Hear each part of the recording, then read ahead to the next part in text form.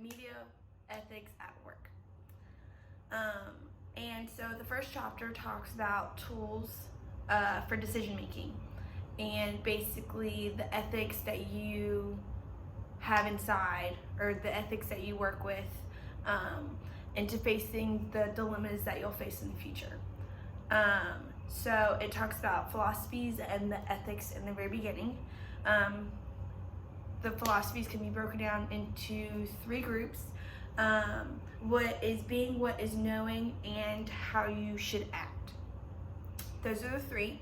And then for ethics, it can be broken down into 3 sub areas: the meta ethics, the normative ethics, and the applied ethics. And I feel personally like I use the applied ethics in my day-to-day life. And so then it goes into talking about the different theories that the chapter holds. And so Socrates is the first one.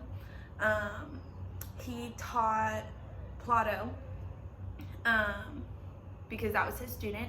And so he was the first one that really focused on ethics and the main idea of it, and how we can use it in our day-to-day lives, and how we should act, and not how we shouldn't act, how somebody else should persuade us to act, if that makes sense.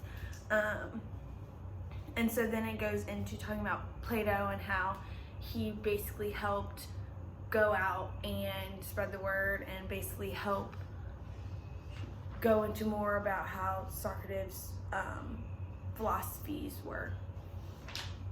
And so then there's a few others, but those were the main 2 that talked about the philosophies of trying, or the ethic values of trying to make you better, make you have a good life, and not try to persuade you to, if you do good things, you can do bad things as well, as some of them mention.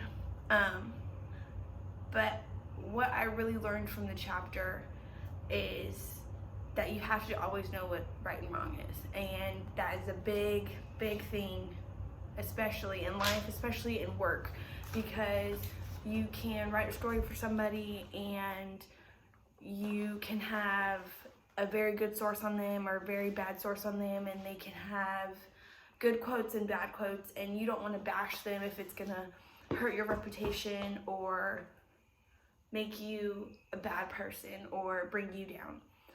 So that's really what I mainly learned from the chapter, is kind of uplifting, and I really enjoyed it. So